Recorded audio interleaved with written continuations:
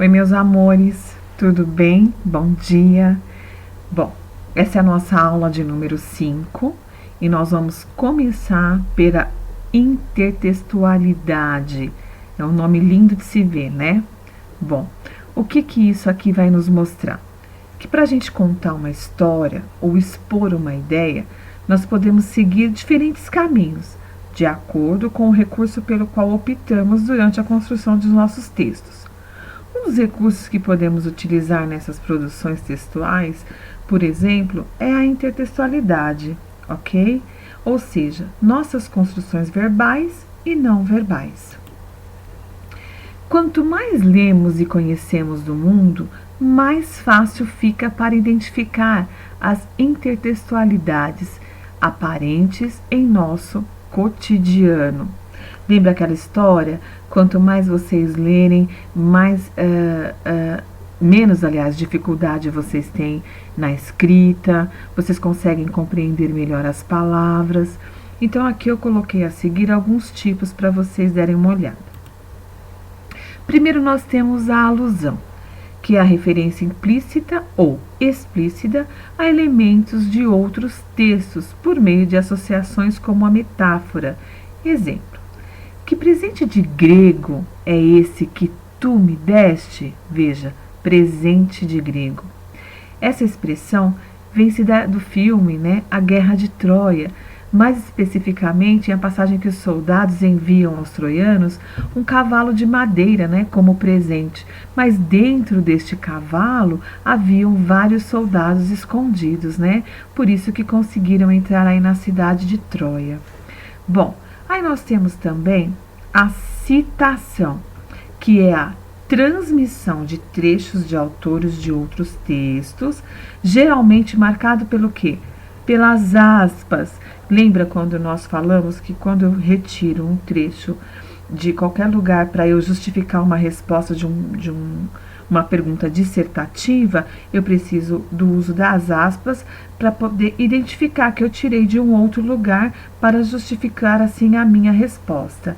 Veja, o Estado de São Paulo cita: os jurados determinaram ainda que a omissão da empresa foi um fator substancial para provocar a doença de Johnson.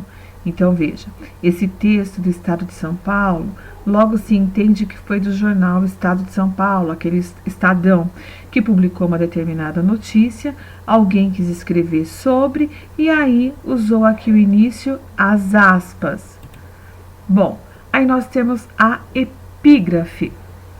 É um trecho de um outro texto que serve para iniciar um novo texto, né? Então, eu pego lá, pode ser até esse exemplo aí do Estado de São Paulo, eu quero escrever sobre a doença do Johnson, por exemplo. Então, eu pego uma chave, um link daquela notícia para eu dar início num novo texto.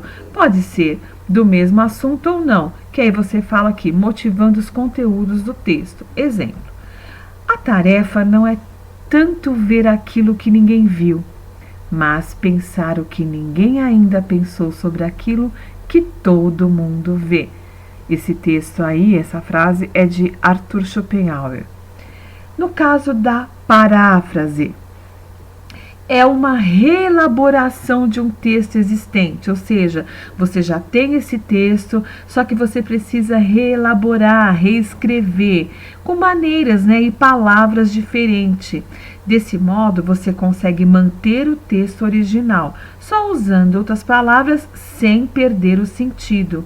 O termo paráfrase vem do grego parafrases, que significa a reprodução de uma sentença. Veja, o escritor brasileiro Machado de Assis parafraseou o dramaturgo inglês Shakespeare. Exemplo: há mais coisas no céu e na terra, Horácio, do que sonha a nossa vã filosofia. Sim, leitora amiga, é uma dança muito antiga que o nosso amigo João, cá de casa, executa maravilhosamente no intervalo dos seus trabalhos.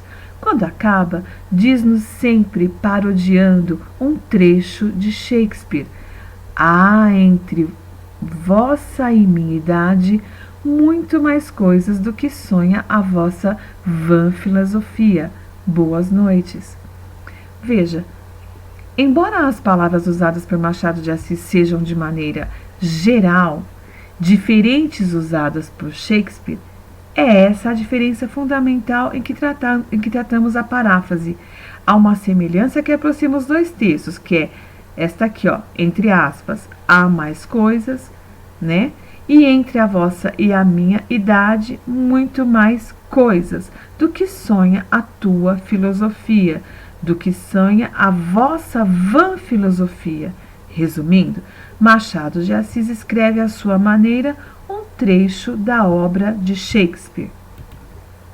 Paródia é a subversão da temática de outro texto, feita de modo crítico e bem-humorado. Para tanto, é comum usar o uso da ironia. Agora vejamos um texto original. Oh, que saudades que tenho da aurora de minha vida, da minha infância querida, que os anos não trazem mais. Esta é de Casimiro de Abreu, o poema Meus 8 Anos.